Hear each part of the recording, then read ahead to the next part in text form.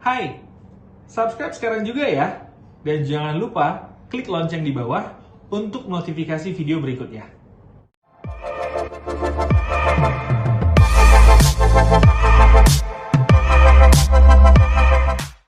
Dan sekarang kita akan ngebahas mengenai tips memilih asuransi yang tepat untuk Anda. Seperti request Anda di komentar video sebelumnya. Nah, apa saja? Yang pertama yang Anda harus perhatikan adalah perusahaan asuransinya. Anda nggak mau dong memiliki atau membeli asuransi, kemudian perusahaan asuransi tersebut bangkrut beberapa saat kemudian. Pastinya Anda merasa rugi jika itu terjadi. Jangan terjadi. Untuk itu, bagaimana caranya melihatnya? Indikatornya adalah RBC atau Risk Based Capital. Pemerintah menetapkan perusahaan asuransi yang sehat itu jikalau memiliki RBC di atas 120%. Kalau saran saya, carilah perusahaan asuransi yang memiliki RBC di atas 400%. Artinya perusahaan tersebut jauh lebih sehat. Selain daripada RBC, Anda lihat juga perusahaan asuransi itu termasuk asuransi besar atau tidak. Indikatornya dari mana? Lihat dari dana kelola atau aset perusahaan asuransi tersebut. Biasanya perusahaan asuransi besar itu kalau memiliki dana kelola ataupun asetnya di atas 15 triliun. Nah, selain daripada itu, klaim ini menjadi unsur penting. Karena apapun ceritanya, Anda membeli asuransi menginginkan pembayaran klaim yang lancar dan juga aman. Benar kan?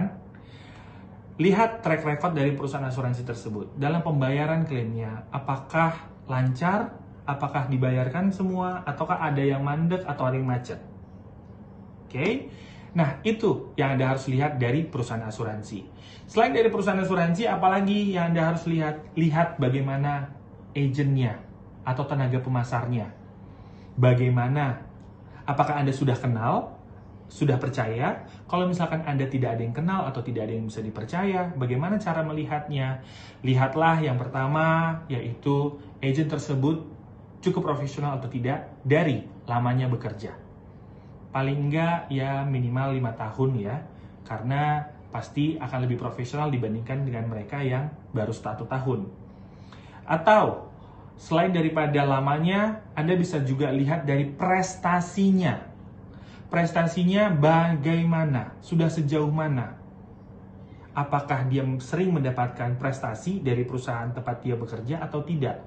Karena semakin dia berprestasi, artinya dia semakin banyak memiliki nasabah atau klien. Dan artinya juga dia lebih profesional. Untuk kategori ini, Anda boleh juga cari yang memiliki predikat MDRT atau Million Dollar Round Table. Nah, selain daripada itu, Anda juga bisa melihat dari cara mereka presentasi kepada Anda. Apakah mereka mempresentasikannya dengan jujur atau tidak?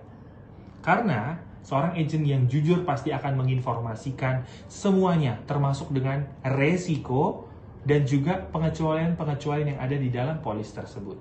Kalau mereka tidak menginformasikan kepada Anda, hanya menginformasikan yang bagus-bagusnya saja, boleh Anda tanyakan bagaimana dengan pengecualian ataupun resiko lainnya. Selain daripada itu, minta komitmen dari tenaga pemasar Anda untuk pelayanan purna jual atau after sale service kepada Anda. Selain daripada perusahaan asuransi, kemudian tadi agen, sekarang kita masuk ke produk asuransi. Ini menjadi penting. Kenapa? Jangan sampai Anda salah memilih produk. Itu catatan untuk Anda. Anda memiliki apa sebenarnya kebutuhan Anda? Ya, apakah untuk asuransi jiwa atau asuransi kesehatan? Jangan nanti Anda memilih yang untuk asuransi kesehatan, tapi ujung-ujungnya Anda malah membeli untuk asuransi yang lain. Nah, tidak cocok kan dengan profil Anda. Nah, untuk itu harus sesuai dengan kebutuhan Anda. Yang kedua, selain sesuai kebutuhan Anda, lihat juga syarat dan ketentuan berlaku di polis asuransi tersebut. Karena di dalam polis asuransi pasti ada yang namanya term and condition atau syarat ketentuan berlakunya seperti apa. Tidak ada yang namanya produk dari surga.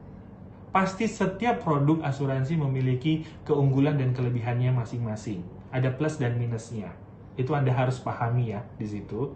Dan tanya apa saja syarat dan ketentuan berlaku di polis tersebut. Selain daripada itu, sesuaikanlah dengan profil resiko yang Anda miliki. Kalau Anda mungkin membutuhkan asuransi hanya proteksi. Tapi kalau Anda membutuhkan juga dengan adanya unsur investasi, Anda harus paham bagaimana dengan profil resiko Anda. Anda termasuk orang yang konservatif, moderatkah, atau agresif? Itu menjadi penting untuk Anda agar tidak terjadi penyesalan di belakang hari. Demikian informasi mengenai tips untuk memilih asuransi yang tepat untuk Anda. Kalau Anda merasa informasi ini penting bagi orang lain, silakan share. Dan juga jangan lupa subscribe ya, sekarang juga. Untuk informasi video berikutnya, klik lonceng. Sekian dulu, terima kasih banyak.